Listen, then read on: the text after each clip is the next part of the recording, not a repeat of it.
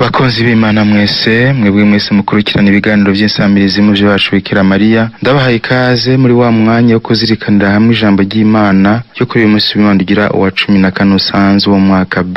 Ibisomwa vyeranda twategekanirije uyu munsi ni bikurikira. Igisomwa ca mbere tugisanga mu gitabo c'umuhanuzi Ezekiel ikigabane ca 2 akarongo ka 2 gushika ku ka 5. Umuhanuzi amenyesha ko yarungitswe mu gihugu c'abagararije, ariko ko umukama yamutumye nabo bakazomenya vy'ukuri yuko hari umuhanuzi hagati yabo. Izaburi yo kwitsa iryo jambo ry'Imana ni 122 canke 123 bibanye na biyumvise. Nyene kwirimba amenyesha ko yeza amaso ubu vyagiye mu ijuru nk'uko inshoreke yerekeza amaso imino ya inabuja. Igisomwa ca 2 kiri mu ibaruwa rya 2 Paulo mweranda yandikiye abanyakorenti igabane c'12 kuva ku karongo k'indwi gushika ku k'10, maze umutumwa Paulo agashira habona amagara make yiwe atuma yishimira inema y'umukama, gutyo akabona kwihayagiza muri ayo magara make kubwa Kristo amukomeza. Inkuru nziza nayo tuyisanga mu Injili nyeranda ya Mariko ikigabane ca 6 akarongo ka 1 gushika kwa 6, aho umwanditsi w'Injili atumenyesha ingene yagiye kwigisha mu gihugu c'iwabo, ariko abantu baho bakamukengera, naho bumva inyigisha bacikiriza ko yari inkoramutima.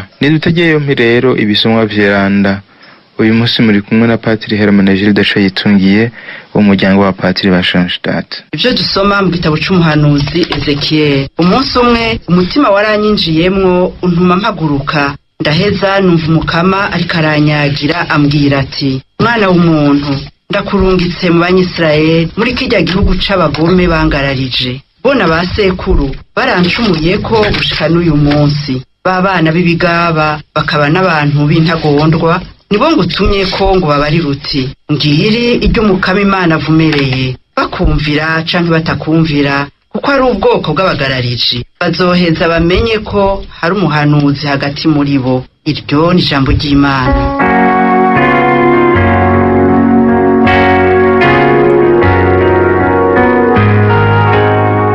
Kweza amaso ku mukama gushika azotugirira ikigongwe.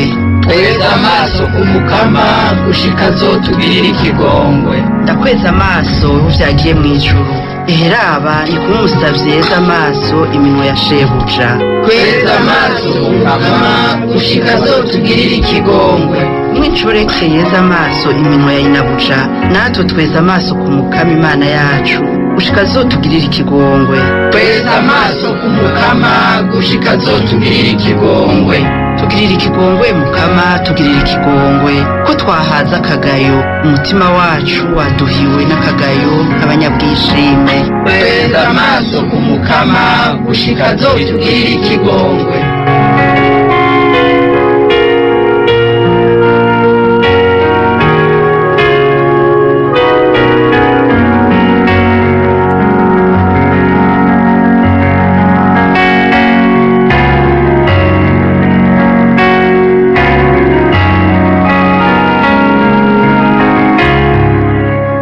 Ivyo dusoma mu ibaruwa rya 2 umutumwa Paulo yandikiye abakorenti.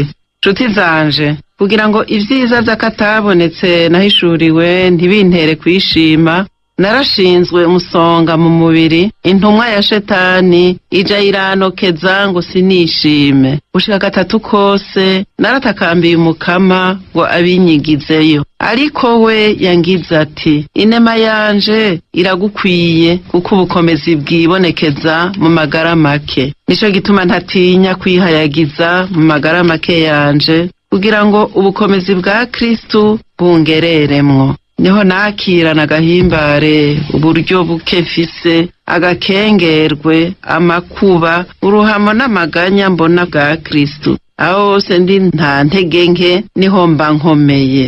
Iryo ni ijambo ry'Imana.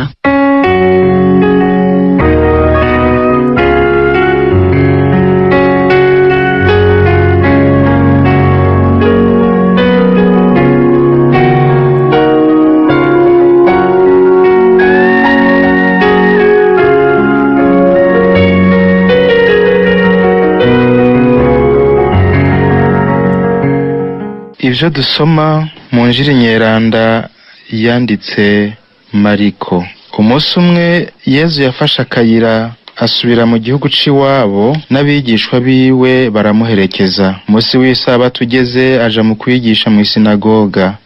Abantu benshi bamwumva barumirwa bati, mbega ivyo yabimenye ate? Ubwo bwenge yabukuye he? Ivyo bitangaro vyo akora abishobora ate? None si wa mubaji mwene Mariya, mwene wabo na Yakobo na Yozefu na Yuda be na Simoni? Bashiki be bo ntibaraha muri twebwe? Maze banka kumwemera. Yesu arababwira ati, umuhanuzi ntiyumvirwa mu mavukiro yiwe mu nshuti n'imuhiri wabo. Nta n'ibitangaro mbere yahakoreye atari abagwayi bakeya kijije abakoza kw'iminwe. Araheza ajorezwa no kutanyurwa kwabo. Yesu rero aja mu gukwira ibigwati yigisha. Dushemeze iri jambo ry'Imana.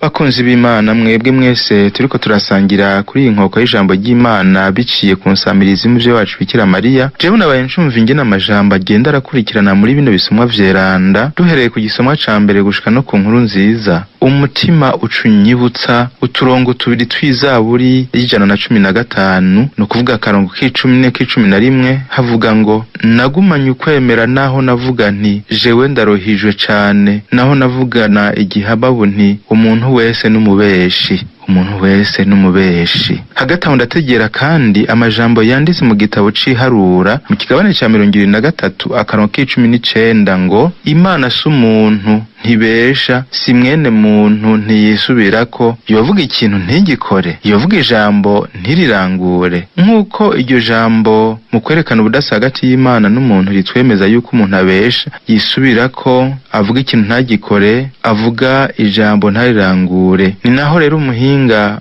Blaise Pascal nawe agira ati, umuntu nta kindi ari atari gwihishwe, nta kindi ari atari kinyoma, nibanyiyeza ko haba kuri we nyene ubwiwe, eka mbere no ku bandi. None rero ntashaka ko bamubwira ukuri, aragerageza guhunga ukuri ntakubwire n'abandi, maze izo nyifato zose zimeze uko ataho zisana n'ubutungane n'ubwenge, umuzikama wazo uri mu mutima wiwe. Erega abavukanyi, umuntu agiye kubiraba mu buzima bwa misi yose mu bidushikira usanga ari byo. Naho twofata akaroro gatoyi gusa, mwiyumvire umugabo n'umugore bubakanye, harimo ufise ingeso mbi, dufatire ku ngeso y'ubusambanyi canke ishobora kuba n'iyindi. Naho uwo mugabo canke uwo mugore yoba yafashe uwo bubakanye muri ubwo busambanyi canke muri iyo ngeso, hanyuma akabirenze ku ruho rw'amazi igihe gitoyi, haciye igihe akamubwira ati, kandi wewe warampemukiye muri ubu buryo canke buriya, uwubibwiwe abasanzwe azi ukuri kuri mu mutima wiwe, ariko ntashaka ko bakumubwira, aca asimbira hejuru agatangura gutukana. Nuko kukaba nkako birumvikana, ega ni nko kumwambura agahuzu kiwe kare gapfutse ubwambure. None rero ubwo bwambure turabutinya, kuko dutinya kwibona nyene uko turi. Bavukanyi, ntawo hava yibaza ko noba nagiye kuri jambo ry'Imana ry'uno munsi w'Imana ihibambewe. Erega ivyo nyene nivyo umuhanuzi Ezekiel yabayemwo, maze mumutera umubabaro ngo, mwana w'umuntu, ndakurungitse mu Banyisirayeli muri kirya gihugu c'abagome bangararije. None uko niko Imana izi umuntu ga yemwe? Ariko kandi niviza ko n'umuntu yimenya kugira ngo bimubere inzira yo gukira. Akarorero rero ni Paulo mweranda, nawe yaheje agatahura ko atari kubwiwe abayeho, ari kubwiwe nta kigenda. Niho twumvise agira ati, kugira ngo n'ivyiza vy'akatabonetse nahishuriwe ntibintere kwishima, narashizwe umusonga mu mubiri. Intumwa ya Shetani jiranokeza ngo sinishime. Umuntu rero atisuzumye muri bene ubwo buryo, usanga bigoye ko ashobora kuronka urukiza, kuko ababona ko yikwiye. Ese nyene ijambo rya Paulo mweranda riryoshe kumva, inema yanje iragukwiye, kuko ubukomezi bwanje bwibonekeza mu magara make. Uko niko umuco w'inkuru nziza ya Yesu Kristo umurika mu buzima bwacu, ngo tubone aho tugwaye, maze dushobore kwakira uwaje kudukiza, Yesu Kristo, umwana w'Imana nzima. Mu gihe rero amajambo nahereye ko asa nk'ukumengo atwereka umuntu ataciza twomwitega ko, inkuru nziza twashikirijwe idutumira kwakira inyigisho Yesu Kristo adushikiriza, kugira ngo utahure vy'ukuri ko ari ya Mana yaturemye ikadukura mu busa, erega niyo twishimiye. Ngo abantu bumva ivyo yigisha bagaheza bakumigwa, kuko yabigisha ibintu bihambaye n'ibitangara akabikora, ariko hakwemera bakamunebagura kubera bibwira ko bamuzi. Erega ivyo bisa n'ivyo tubayemo muri kino gihe. Fatiye nko ngaha iwacu mu Burundi, umusaseredoti azoshikiriza inyigisho yazirikanye mu ijambo ry'Imana, hako abantu bumva ukuri kurimwo, maze uze wumva bariko baravuga ngo ngumviriza uwo mupatiri nawe ngo arahengamye, canke ngo wowe turamuzi, imvugo yiwe turayizi, turazi abavugira, canke ngo yivanga mu vya politike. Ni imvugo duhitiye twumva. Yamara rero ijambo ry'Imana ntirihinduka, kandi Kristo uko yari ejo niko nubari kandi niko azokwama ubu no mu myaka yose. Niwe yavuze ati, nkako nukuri ndababwiye, ijuru n'isi bikiriho, nta n'akadome nta n'akarongo bizova mu itegeko vyose bitaranguwe. Vyanditse muri Matayo ikigabane ca 5 akarongo k'18. Ku rundi ruhande naho abandi bibwira bati, kwigisha vyo natwe turabishoboye, bagaheza bagahovya abantu rero. Bavukanye mu gihe twimirije kugabana abasaseredoti bashasha mu madiyoseze atandukanye Eklezia yo mu Burundi, umengo ijambo ribaye integuza kuri bene wacu bemirije kwatigwa, nk'uko Yezu ari buyerekeza kuri ijambo ngo umuhanuzi ntiyumvigwa mu mavukiro yiwe, mu nshuti n'imuhiri wabo. Nakaryo keza rero ko gusabira abo bose Eklezia irungika ngo bigishe ku izina ry'Umukama, nibo bahanuzi b'iki gihe tugezemwo, bashobore kurengera ibibagora no gusabira kandi n'abakira iryo jambo ngo bamenye gutahura ko Imana ariyo idukirurutsa. Turabizi ko Imana yaremye ubutagira gatosi Bikira Mariya ngo twereke uko yipfuza ko natwe twomera, gutyo bikaduha icizere cyo kuba beza kuruta uko turi, ko bishoboka. Nidusabe rero uwo muvyeyi nyaguhimbazwa atwigishe kumva iryo tubwirwa n'abahanuzi b'iki gihe turimwo, gutyo nitwarigamburuka rituyobore gushika dushikira ubwami bw'ijuru. Amen.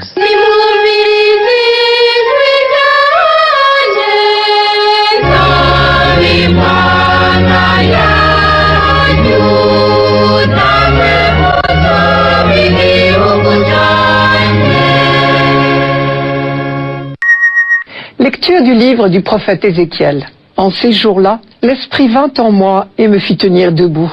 J'écoutais celui qui me parlait. Il me dit, « Fils d'homme, je t'envoie vers les fils d'Israël, vers une nation rebelle qui s'est révoltée contre moi. Jusqu'à ce jour, eux et leurs pères se sont soulevés contre moi.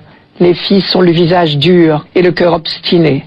C'est à eux que je t'envoie. Tu leur diras, « Ainsi parle le Seigneur Dieu. » Alors qu'ils écoutent ou qu'ils n'écoutent pas, c'est une engeance de rebelles, ils sauront qu'il y a un prophète au milieu d'eux.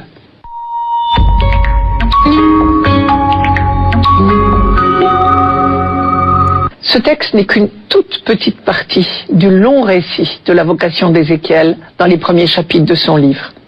À ne s'en tenir qu'aux quelques versets proposés pour ce dimanche, l'appel de Dieu semblerait un peu court et sévère. Aurait-il suffi à galvaniser Ézéchiel pour des années? Mais c'est oublier dans quel climat ont résonné ces paroles. Quand Dieu envoie en mission, il donne toujours la force nécessaire. Pour Ézéchiel, ce fut une vision grandiose, inoubliable, dont le souvenir désormais soutiendrait tous ses efforts. Nous sommes à Babylone, au tout début de l'exil, avec la première vague des déportés chassés de Jérusalem par Nabuchodonosor en 597. Très loin, là-bas, sur la colline de Sion, le temple de Jérusalem est encore debout et Dieu y réside toujours, puisqu'il l'a promis. Mais alors, que reste-t-il aux exilés? Désormais loin de Dieu, il ne leur reste que leurs yeux pour pleurer, apparemment, en attendant des jours meilleurs. Mais voilà que Dieu s'adresse à Ézéchiel, ici, bien loin de la mère patrie et du temple. C'est la première très bonne nouvelle de ce livre. Dieu n'est pas assigné à résidence à Jérusalem. Il est également présent à Babylone, au bord du fleuve Kébar, là où est déporté son peuple. Ézéchiel voit les cieux s'ouvrir et le voilà plongé dans un univers de beauté indicible. Plus tard, il tentera bien de raconter sa vision. Mais pour tous ceux qui n'y ont pas assisté, c'est proprement inimaginable. dans un univers de flammes, de feu, de pierres précieuses, de torches vivantes à visage d'hommes, d'animaux ailés, se déplaçant en tournoyant, il y avait le chariot qui portait le trône de Dieu, indicible, inracontable peut-être. Mais le feu qui émane du trône de Dieu vient d'embraser l'âme d'Ézéchiel et il est armé pour sa mission. Laquelle promet d'être difficile, je vous rappelle le texte. « Fils d'homme, je t'envoie vers les fils d'Israël, vers une nation rebelle qui s'est révoltée contre moi. » On a peut-être un peu trop l'habitude de croire que le peuple en exil à Babylone ne faisait qu'un autour de ses prêtres et de ses prophètes, dans la fidélité à la loi et l'espérance du retour. En fait, si l'on en croit ce texte, les choses étaient moins simples. Il est probable que là-bas, au contact de l'idolâtrie ambiante à Babylone, les tentations d'abandonner la foi juive ont été très fortes. D'autant plus qu'en pareil cas, si l'on veut survivre loin du pays, il faut bien s'adapter. Certains pensent probablement que l'intransigeance n'est pas le bon plan. Par ailleurs, à l'époque, une question se posait. Si nous sommes le peuple vaincu, n'est-ce pas une preuve que notre Dieu est moins puissant que les autres, et en particulier celui de Babylone? Et du coup, certains étaient tentés de changer de religion. On devine à travers ces lignes que le prophète aura fort à faire. Le mot « rebelle » revient plusieurs fois sous sa plume. C'est une engeance de rebelle. Jusqu'à ce jour, eux et leurs pères se sont soulevés contre moi, et les fils ont le visage dur et le cœur obstiné. On pourrait diagnostiquer une rébellion congénitale, en quelque sorte. Thème connu bien avant Ézéchiel. Déjà Moïse s'en plaignait.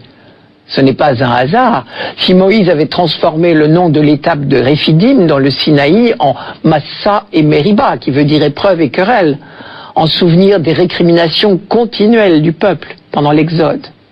Des siècles plus tard, à l'orée de l'exil justement, méditant cette rude expérience de Moïse, le livre du Deutéronome lui faisait dire « Souviens-toi, n'oublie pas que tu as irrité le Seigneur ton Dieu dans le désert.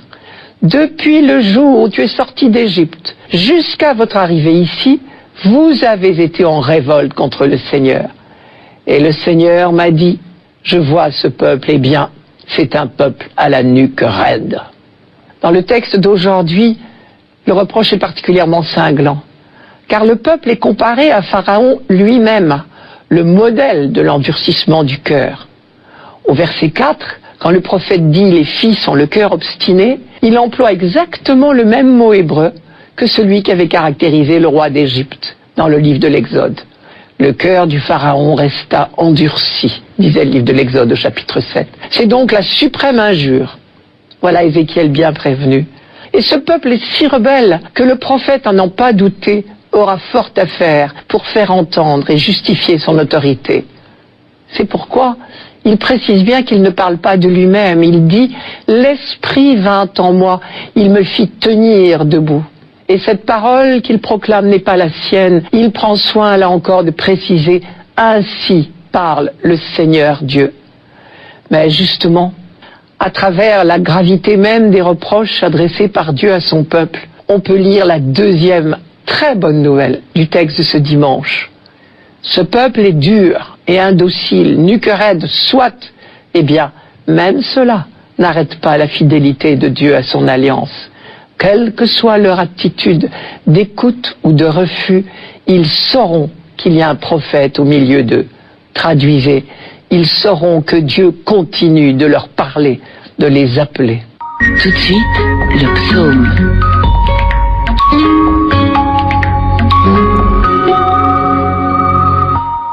Psaume 122. Vers toi j'ai les yeux levés, vers toi qui es au ciel, comme les yeux de l'esclave vers la main de son maître, comme les yeux de la servante vers la main de sa maîtresse. Nos yeux, levés vers le Seigneur notre Dieu, attendent sa pitié. Pitié pour nous, Seigneur, pitié pour nous. Notre âme est rassasiée de mépris, c'en est trop. Nous sommes rassasiés du rire des satisfaits, du mépris des orgueilleux.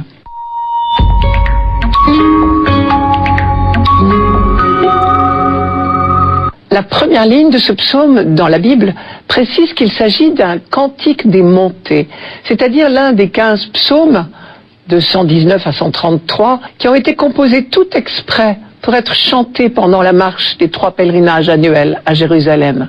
Mais parmi les 15, celui-ci a une tonalité très particulière que seule l'histoire peut éclairer.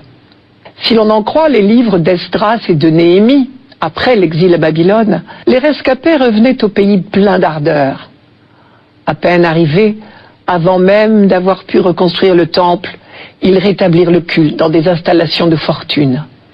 Ils avaient pour eux la protection de Cyrus, le nouveau maître du monde, celui qui avait conquis Babylone et renvoyé les exilés chez eux en 538 avec l'ordre de reconstruire leur ville et leur temple. Mais la peur les tenaillait quand même, car en leur absence, d'autres s'étaient installés à Jérusalem, d'autres qui ne voyaient pas d'un très bon œil le retour des exilés. Ces derniers recommencèrent quand même à poser les fondations du nouveau temple. Zorobabel avait pris la direction des opérations. Mais ils avaient à peine commencé que les oppositions s'affirmèrent. Le conflit s'envenima tellement qu'il parvint aux oreilles de l'administration perse et les travaux furent arrêtés. On a plusieurs versions des faits, différentes évidemment selon la source. Pour les uns, Zorobabel, le meneur des nouveaux venus, les exilés du retour, fut trop exigeant sur les garanties de fidélité des gens du pays, qui voulaient participer également aux travaux. Pour les autres, ce sont des gens du pays qui dénoncèrent les travaux de Zorobabel à l'administration perse comme un acte d'insoumission et de révolte larvée. Les travaux ne reprirent qu'en 520, à l'appel des prophètes Agé et Zacharie. Et c'est dans ce climat de soupçon qu'est née la prière de notre psaume. Ceux qui sont revenus avec Zorobabel pleins d'espoir n'en finissent pas de déchanter. Et on lit ici leur humiliation. Et ceux que l'on trouve en place font figure de gens installés, un regard de la pauvreté des rapatriés. Qui d'autre que Dieu pourrait faire valoir leurs droits? Pitié pour nous, Seigneur, pitié pour nous. Notre âme est rassasiée de mépris. C'en est trop. Nous sommes rassasiés du mépris des orgueilleux. Une fois de plus, apparemment, ce n'est pas la foi qui paye. Bien longtemps après, les pèlerins qui montent au temple de Jérusalem en pèlerinage pour les 3 grandes fêtes annuelles se remémorent cette période difficile. Et on évoque les souffrances de ceux à qui on doit sa reconstruction envers et contre tout.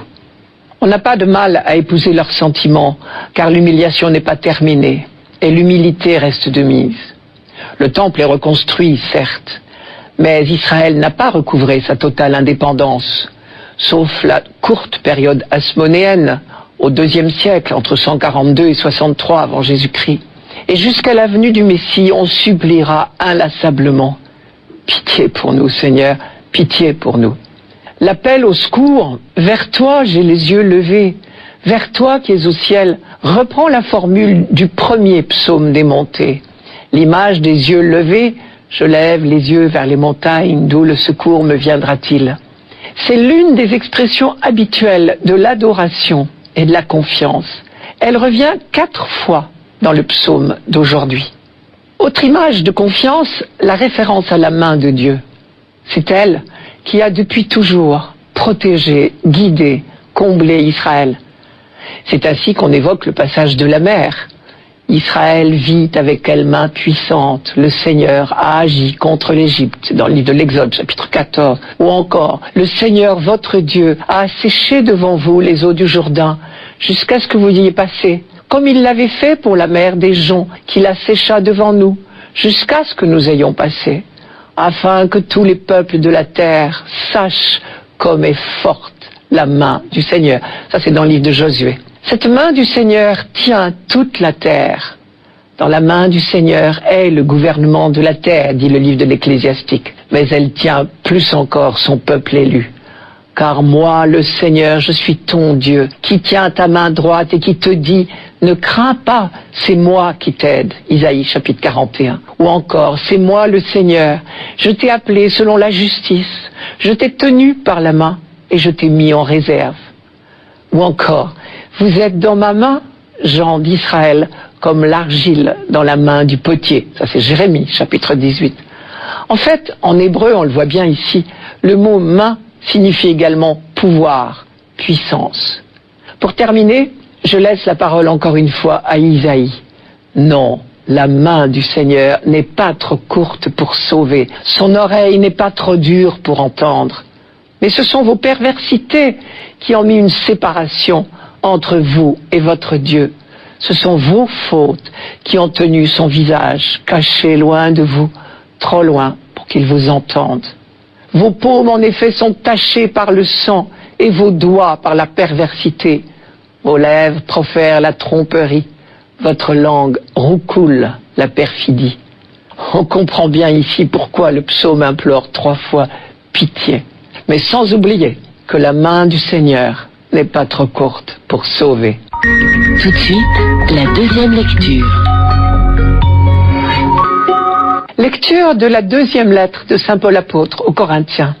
Frères, les révélations que j'ai reçues sont tellement extraordinaires que pour m'empêcher de me surestimer, j'ai reçu dans ma chair une écharde, un envoyé de Satan qui est là pour me gifler, pour empêcher que je me surestime. Par 3 fois, j'ai prié le Seigneur de l'écarter de moi, mais il m'a déclaré « Ma grâce te suffit, car ma puissance donne toute sa mesure dans la faiblesse. » C'est donc très volontiers que je mettrai plutôt ma fierté dans mes faiblesses, afin que la puissance du Christ fasse en moi sa demeure. C'est pourquoi j'accepte de grand cœur pour le Christ les faiblesses, les insultes, les contraintes, les persécutions et les situations angoissantes. Car lorsque je suis faible, c'est alors que je suis fort.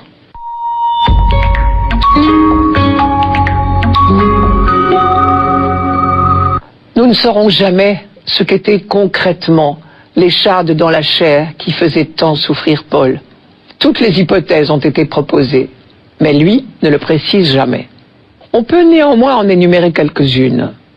Lui-même, pour commencer, reconnaît avoir été malade. Je cite, « Vous le savez bien, ce fut à l'occasion d'une maladie que je vous ai, pour la première fois, annoncé la bonne nouvelle. Et si éprouvant pour vous que fut mon corps, vous n'avez montré ni dédain, ni dégoût. Au contraire, vous m'avez accueilli comme un ange de Dieu, comme le Christ Jésus. » C'est dans la lettre aux Galates, chapitre 4. Une autre source de souffrance fut incontestablement pour lui le rejet de la bonne nouvelle par ses frères de race. Il en parle longuement dans la lettre aux Romains. Je cite, « En Christ, je dis la vérité, je ne mens pas. Par l'Esprit Saint, ma conscience m'en rend témoignage. J'ai au cœur une grande tristesse et une douleur incessante. Oui, je souhaiterais être anathème, être moi-même séparé du Christ pour mes frères, ceux de ma race selon la chair. » Lettre aux Romains, chapitre 9. On peut aussi imaginer une autre source de souffrance secrète, intarissable. La culpabilité, le remords d'avoir été dans un premier temps le persécuteur des chrétiens de la première heure. Impossible peut-être pour lui de faire table rase de ce passé honteux. Cette persécution qu'il a pratiquée, il l'endure lui-même à son tour. Et tout ce qu'il subit désormais, dans la fierté de souffrir pour le Christ, réveille en même temps sa honte. Une seule issue, reconnaître humblement sa faiblesse et se mettre telle qu'elle à la disposition du Christ pour l'œuvre d'évangélisation. À ce prix, il expérimente combien la force du Christ est puissante dans ceux qui s'y abandonnent. Je cite, « J'accepte de grand cœur pour le Christ les faiblesses, les insultes, les contraintes, les persécutions et les situations angoissantes, car lorsque je suis faible, c'est alors que je suis fort. » D'autre part, il est mieux placé que quiconque pour savoir que la persécution est à peu près inévitable pour les apôtres. Là encore, il peut parler d'expérience. Dès sa conversion et ses premières prédications à Damas, il a été attaqué physiquement. Et il a fallu, pour le sauver, lui faire quitter la ville en le descendant dans une corbeille le long de la muraille. C'est raconté au livre des Actes, au chapitre 9. Un peu plus loin, dans cette même lettre aux Corinthiens que nous lisons aujourd'hui, il récapitule tout ce qu'il a dû subir à cause de sa prédication. Je cite, « Des Juifs, j'ai reçu 5 fois les 39 coups. 3 fois j'ai été flagellé, 1 fois lapidé, 3 fois j'ai fait naufrage. J'ai passé un jour et une nuit sur l'abîme. Voyage à pied souvent. Danger des fleuves, danger des brigands, danger de mes frères de race, danger des païens, danger dans la ville, danger dans le désert, danger sur mer, danger des faux frères. Fatigues et peines, veille souvent. Faim et soif, jeûne souvent. Froid et dénuement, sans compter tout le reste. Ma préoccupation quotidienne, le souci de toutes les églises. Vu le ton, on a l'impression qu'il s'en vanterait presque. Et c'est vrai, puisque les épreuves sont le lieu même où se manifeste aux yeux de tous la vraie source de sa force, non pas en lui-même, mais dans le soutien permanent de la présence du Christ en lui. Ce contraste que l'on pourrait appeler faiblesse et force des apôtres ne peut que tourner à la gloire de Dieu, puisque dans l'extrême faiblesse des apôtres, et grâce à elle, la force de résurrection du Christ est manifestée. Ainsi, paradoxalement, Paul se glorifie de sa faiblesse. S'il faut s'enorgueillir, je mettrai mon orgueil dans ma faiblesse, dit-il. Et il y revient souvent dans cette deuxième lettre aux Corinthiens. Dès le début, par exemple, le péril que nous avons couru en Asie, c'était à Éphèse, nous a accablés à l'extrême, au-delà de nos forces, au point que nous désespérions même de la vie. Oui, nous avions reçu en nous-mêmes notre arrêt de mort. Ainsi, notre confiance ne pouvait plus se fonder sur nous-mêmes, mais sur Dieu qui ressuscite les morts.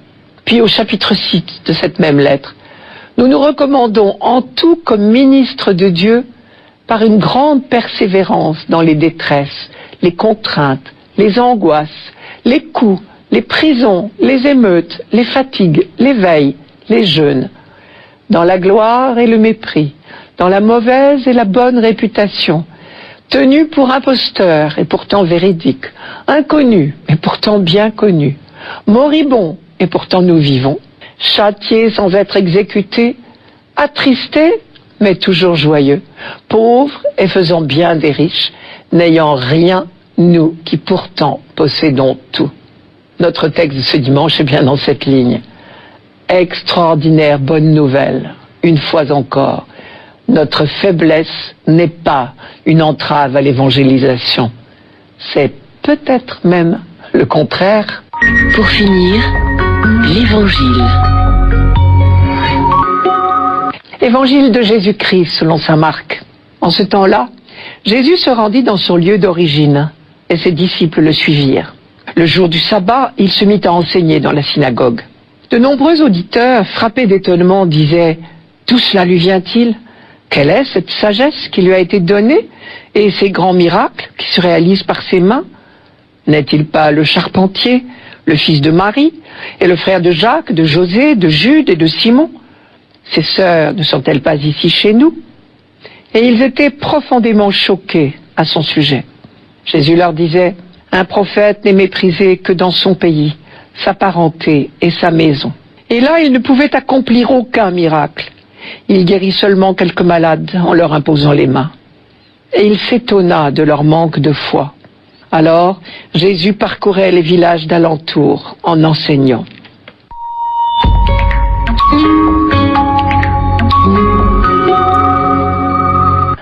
Voici donc l'enfant du pays de retour à la synagogue de Nazareth, un matin de Shabbat.